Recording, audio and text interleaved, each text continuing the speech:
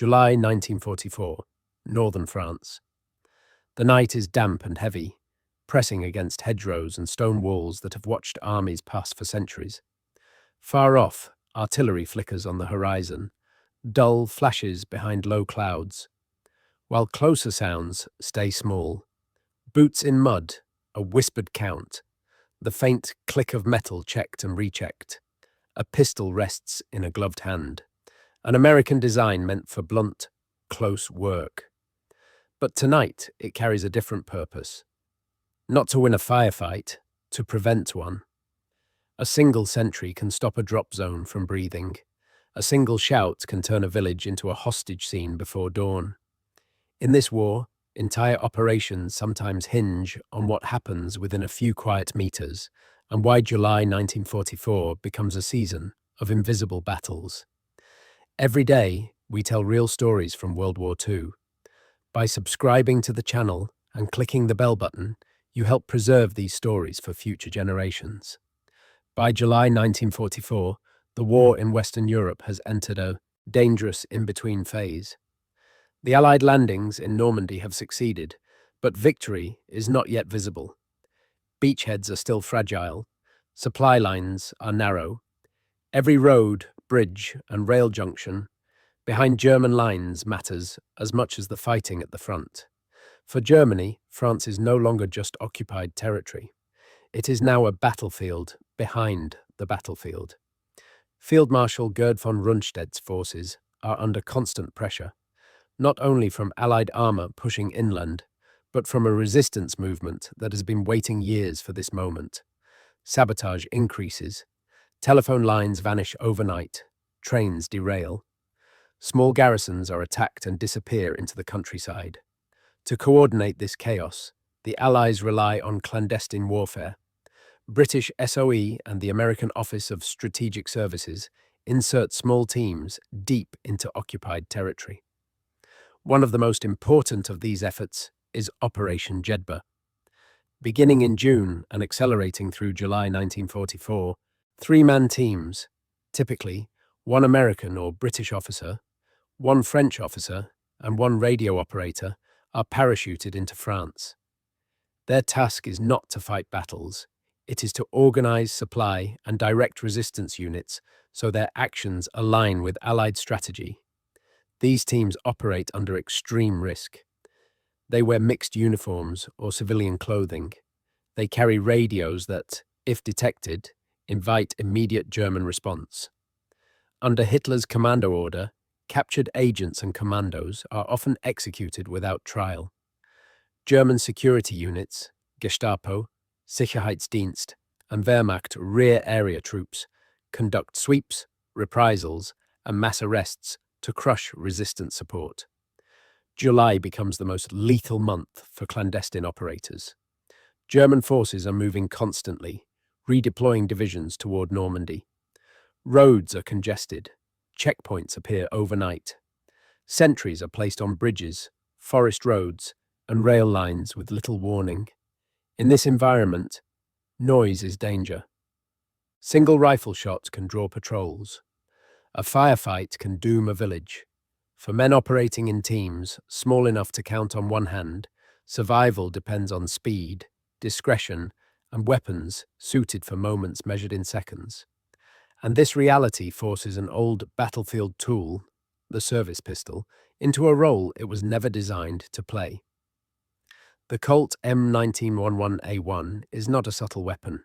Designed after hard lessons from earlier American wars, it fires the heavy .45 ACP cartridge, built to stop an enemy at close range with decisive force. By 1944, it is standard issue across US forces, reliable, rugged, and familiar. It excels in trenches, buildings, and sudden encounters where distance is measured in steps. But clandestine warfare exposes a problem the pistol was never meant to solve. OSS and SOE operatives do not fight in lines or squads. They move at night, they cross roads one man at a time. Their enemies are not advancing formations, but lone sentries, isolated guards, and chance encounters, at distances too close for rifles and too dangerous for grenades. In these moments, sound becomes the greatest threat. A rifle crack carries for kilometers. Even a single, unsuppressed pistol shot can echo across stone villages and wooded valleys, triggering alarms, dogs, and rapid response patrols. For resistance-linked teams operating far from immediate support, escape routes vanish quickly once the area is alerted. The OSS understands this reality early. Its research and development branch experiments constantly, sometimes successfully, sometimes not. With weapons adapted for sabotage and assassination, the focus is never elegance, it is function. Can a weapon be trusted in darkness? Can it be carried without attracting attention? Can it neutralize a target without igniting a firefight? Suppressor technology in 1944 is primitive by modern standards. No weapon is truly silent. Early suppressors reduce muzzle blast but cannot eliminate the supersonic crack of a bullet or the mechanical noise of the action. Reliability often suffers. Attachments loosen. Accuracy degrades. Maintenance becomes critical. Because of this, modifications are often improvised or mission-specific. A service pistol might be fitted with a threaded adapter, adjusted sights, or used with specialized ammunition intended for short-range control rather than penetration. These changes are not standardized across the army. They exist at the margins, used by men who accept experimental gear because the alternative is worse. German forces, by contrast, place their faith in visibility and intimidation. Their sentries are meant to be seen. Their checkpoints are meant to deter. To them, a sidearm altered for quiet work looks unnecessary, even foolish, especially when resistance fighters are often dismissed as amateurs playing at war. That underestimation becomes dangerous.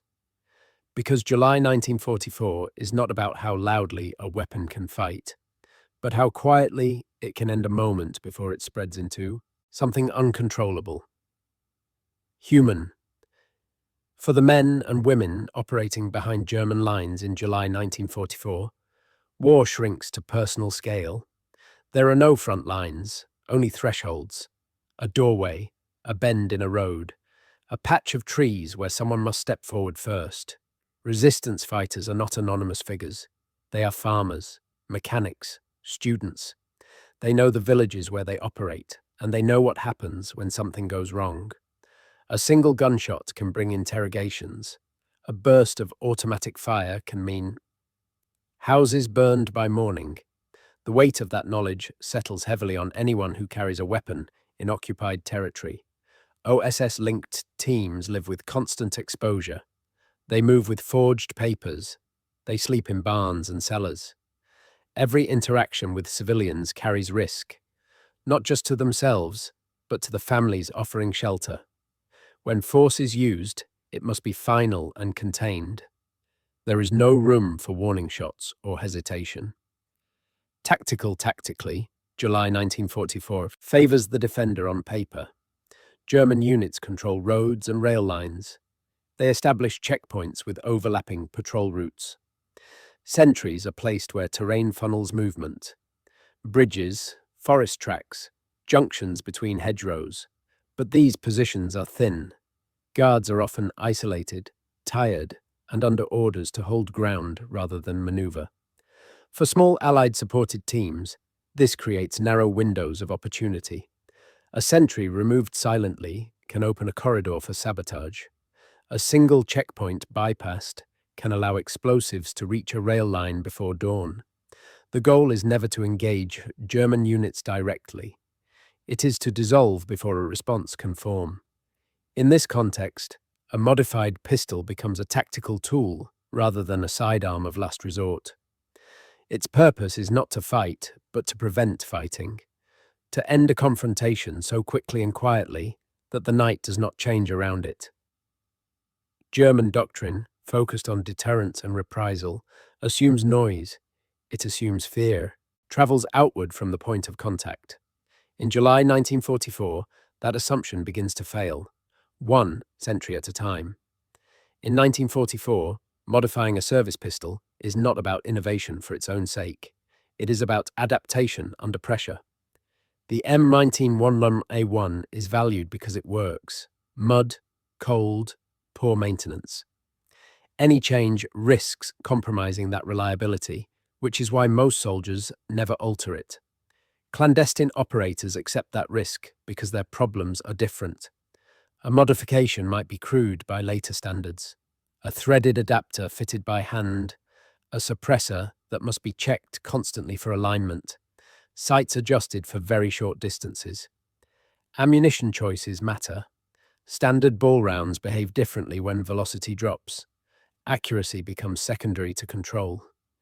Nothing about this equipment is elegant. It rattles. It requires care.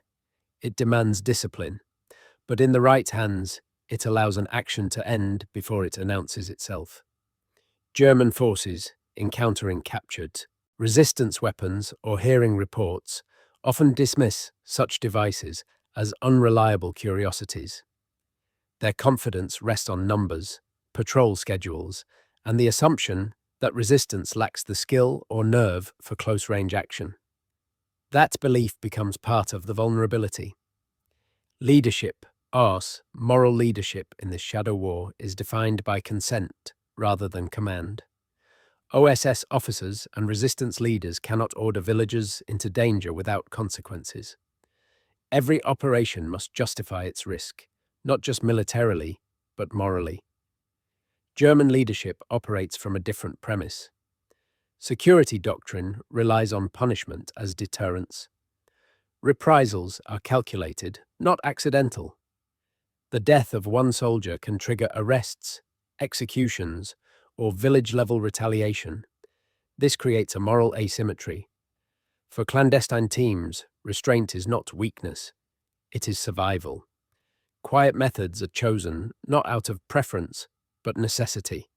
Ending a threat silently can spare civilians whose names the operators will never know. In July 1944, leadership is measured less by rank than by judgment, by knowing when a weapon should speak and when it must not. And soon, that judgment is tested in a moment where silence determines whether a mission ends unnoticed or explodes into catastrophe. The approach begins after midnight. The sky is low and moonless, pressing darkness into the folds of the countryside. A narrow road cuts between hedgerows, thick enough to block sound as well as sight. Somewhere ahead, a German sentry stands watch. Not at a fortified post, but at a temporary checkpoint established only hours earlier.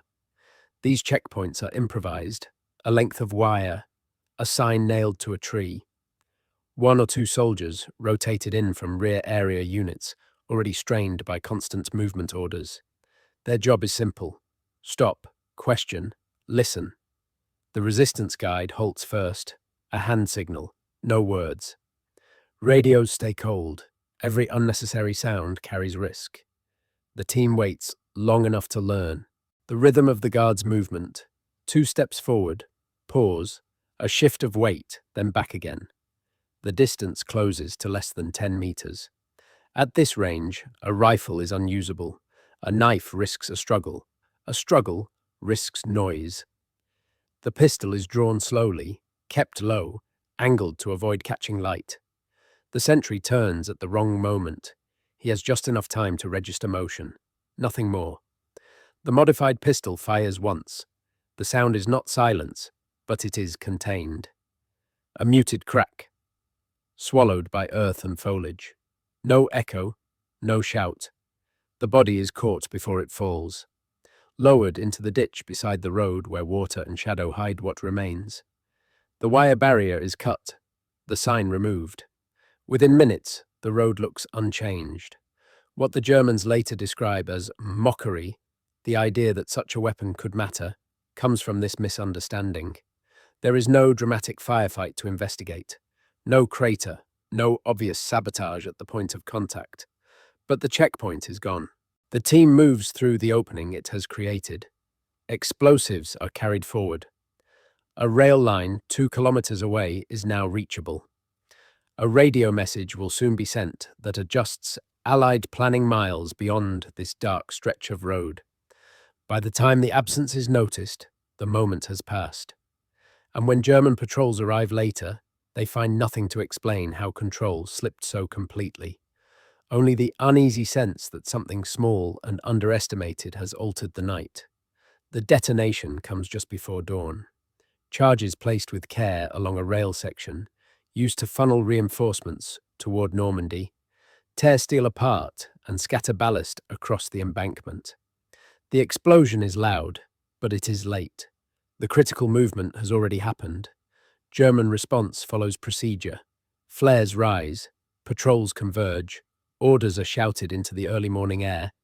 But the damage is not localized. Trains stop miles back. Timetables collapse. Engineers argue over whether the destruction is repairable within hours or days. The small team that opened the corridor is already gone. They move separately now, splitting into pairs to reduce risk. The pistol that cleared the road is cleaned and checked before being concealed again. There is no celebration, only the knowledge that the quietest action of the night made the loudest result possible. German commanders react with frustration. Reports mention increased resistance activity, but offer few details. There is no description of a firefight, no captured attackers. The language used is dismissive. Partisans, criminals, sabotage by cowards operating under cover of darkness. That dismissal becomes the turning point, because while German forces focus on visible damage, the Allies are reading patterns. Rail delays compound, units arrive late, fuel shortages worsen. Resistance networks gain confidence, not from open victories, but from proof that the occupiers' control is porous. The modified pistol is never mentioned in official communiques. It does not appear in after-action reports or strategic summaries. Its effect is indirect, buried beneath statistics and logistics. But this is how momentum shifts in July 1944, not through decisive battles alone, but through dozens of small, almost invisible actions that deny the enemy certainty. That forced them to react instead of plan. That stretch already thin security units beyond endurance. By midsummer, German rear areas feel hostile. Roads that once belonged to the occupier feel temporary. Checkpoints become liabilities instead of safeguards. And what was once mocked as unnecessary or unreliable equipment reveals its real value, not as a weapon of dominance, but as a tool of denial. The war in France is no longer fought only where armies collide. It is fought in silence, where control dissolves without explanation. The hours after the sabotage are the most dangerous. German security units seal roads and question civilians. Houses near the damaged rail. Line are searched. Names are written down. Radios crackle with conflicting reports as commanders attempt to determine whether the attack was coordinated or isolated. For resistance networks, survival depends on discipline. Safe houses are abandoned immediately. Couriers change routes. Messages are delayed or cancelled rather than risk interception. The Jedburgh-linked teams move again, often before exhaustion has fully set in. No single action is allowed to draw attention to the individuals who made it possible. German reprisals remain a constant threat. In some regions, arrests follow, even when attackers are not identified.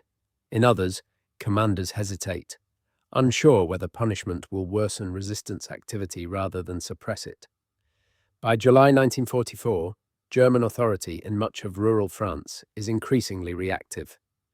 For the Allies, the immediate effect is measured quietly. Rail interdictions delay unit movements. Fuel convoys reroute. Field reports note increased resistance, effectiveness in sectors where liaison teams are active. These notes rarely mention weapons or tactics in detail. They focus on outcomes. The pistol used at the checkpoint is already irrelevant to planners. It has done its job and disappeared back into concealment. What matters is the opening it created. The hours bought, the confusion introduced, the space created for larger operations to succeed. This is the paradox of clandestine warfare. The most dangerous moments leave the least evidence. The actions that matter most rarely earn recognition, even among those who benefit from them. And as the summer continues, these small, precise disruptions begin to overlap, each one reinforcing the next, until German rear area control erodes faster than it can be restored. As July turns into August 1944, the cumulative weight of these actions becomes impossible to ignore. German forces in France are no longer able to rely on predictable movement. Rail lines require constant guarding. Traffic slows under the pressure of checkpoints that strain manpower already needed at the front.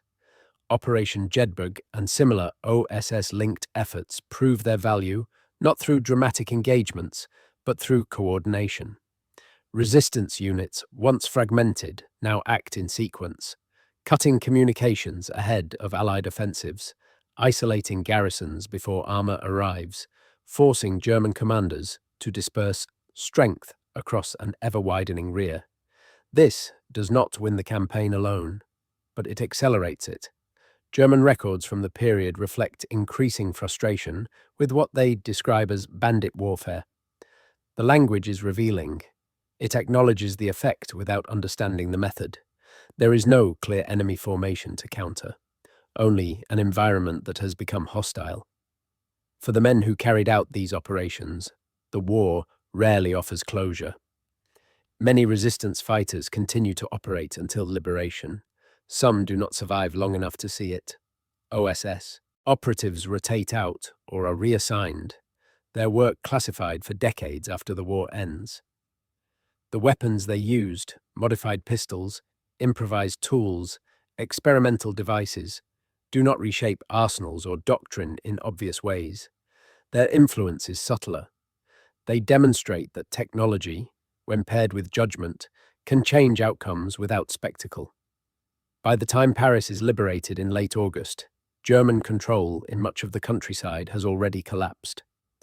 The front has moved on, but the damage was done earlier, in places that never appear on maps. The mockery fades with defeat. What remains is a lesson learned too late, that underestimating quiet, patient opposition is not a flaw of equipment, but of understanding. July 1944 reveals a truth that modern warfare often obscures. Not every turning point announces itself with banners or headlines. Some arrive quietly, carried by individuals whose names never enter official histories. In occupied France, warfare becomes intimate. Decisions are made at arm's length. Technology is judged not by power, but by restraint. A modified pistol does not symbolize superiority. It symbolizes adaptation to a moral and tactical environment where excess force carries consequences beyond the battlefield. This moment reshapes how wars are understood. It reinforces the value of small units operating with strategic purpose. It demonstrates that leadership, when removed from mass formations, becomes a matter of judgment rather than command. And it reminds future generations that technological advantage means little without context, discipline, and human awareness. The German failure is not mechanical, it is perceptual. Confidence in control blinds them to erosion happening at ground level. By the time the pattern is recognized, the campaign has already slipped beyond recovery. For the resistance fighters and clandestine operatives, victory is not measured in territory captured, but in lives spared and moments contained. Their war is fought in fragments, each one insignificant alone, decisive together. History often records the sound of armies advancing, but in the summer of 1944, the war in France is also shaped by what remains unheard.